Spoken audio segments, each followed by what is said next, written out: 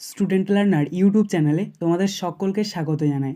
আজ আমাদের আলোচ্য বিষয় প্রথম শ্রেণীর সংযোগ স্থাপনের সক্ষমতা এই বিষয়টির থার্ড সামাটিভ এক্সাম অর্থাৎ তৃতীয় পর্যায়ক্রমিক মূল্যায়নের একটা উত্তর সহ নমুনা প্রশ্নপত্র নিয়ে। ফুল মার্কস তোমাদের থাকবে 30, সময় থাকবে 1 ঘন্টা। প্রশ্নপত্রটা তোমাদের সেট নাম্বার 2। সরাসরি স্ক্রিনে তোমরা উত্তর সহ নমুনা প্রশ্নপত্রটা দেখতে পাচ্ছ। 1. নিচের প্রশ্নগুলির উত্তর দাও।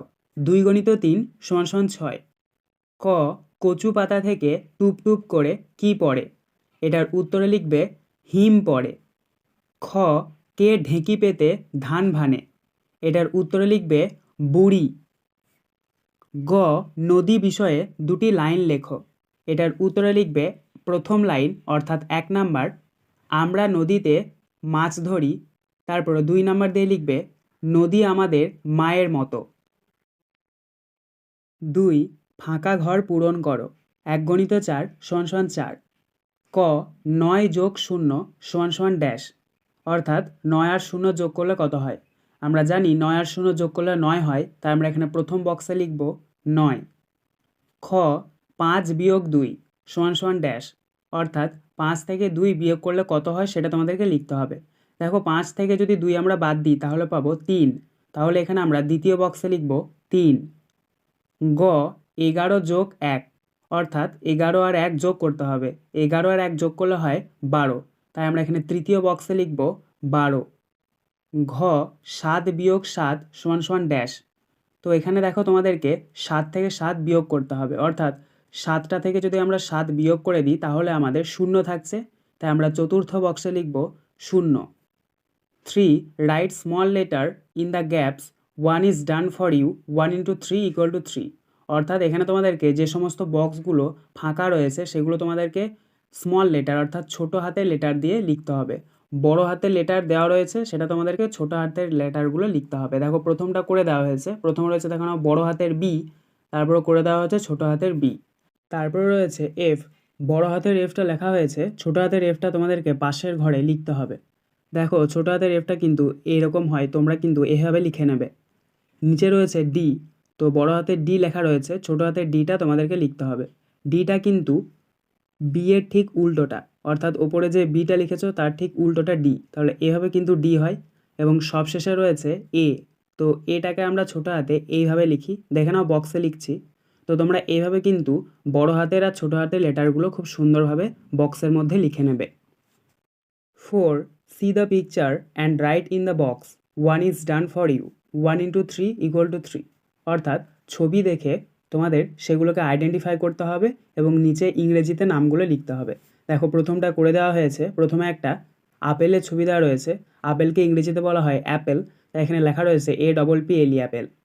তারপর রয়েছে দেখে নাও একটা পৃথিবীর ছবি, তো পৃথিবীকে ইংরেজিতে বলা হয় আর্থ, তাই আমরা এখানে দ্বিতীয় শূন্যস্থানে লিখব EARTH আর্থ। তারপর রয়েছে একটা তালার ছবি, তালাকে ইংরেজিতে বলে লক, তাই আমরা এখানে তৃতীয় শূন্যস্থানে লিখব LOCK লক।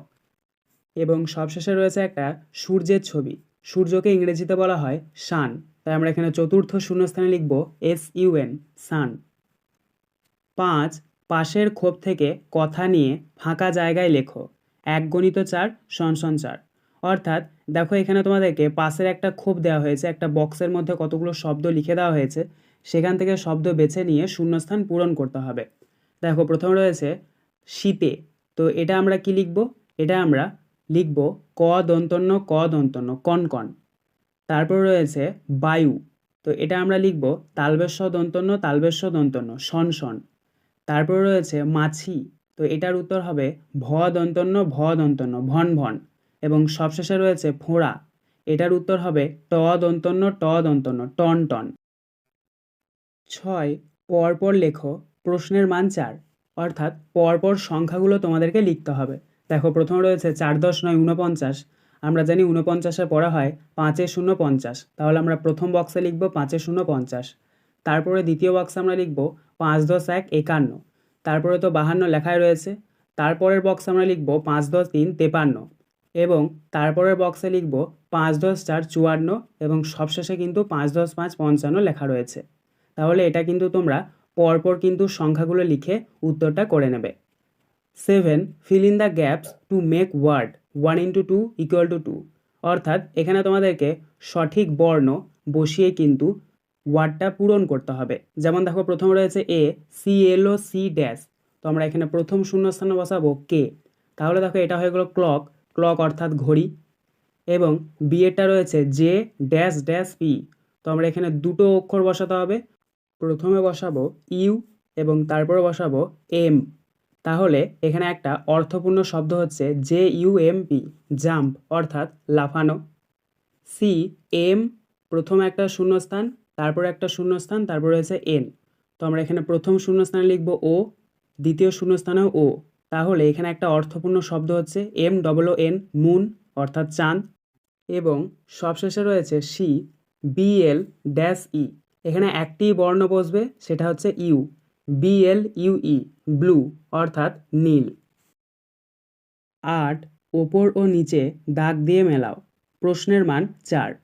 অর্থাৎ এখানে তোমাদেরকে ওপরে কতগুলো শব্দ দিয়ে দেওয়া হয়েছে, নিচে কতগুলো শব্দ দিয়ে দেওয়া হয়েছে, সেগুলো তোমাদেরকে দাগ দিয়ে মেলাতে হবে। দেখো প্রথমটা করে দেওয়া হয়েছে পশুর সাথে হাতি করে দেওয়া হয়েছে। তারপর রয়েছে দেখানো ওপরে ফুল, তো এর সাথে মিলবে শিউলি, তাহলে ফুলের সাথে শিউলি মিলিয়ে দাও। তারপর রয়েছে ফল, ফলের সাথে মিলবে জাম, তাহলে ফলের সাথে জাম মিলিয়ে দাও। তারপর রয়েছে পাখি, তো এটার সাথে মিলবে কোকিল, অর্থাৎ পাখির সাথে কোকিল মিলিয়ে দাও।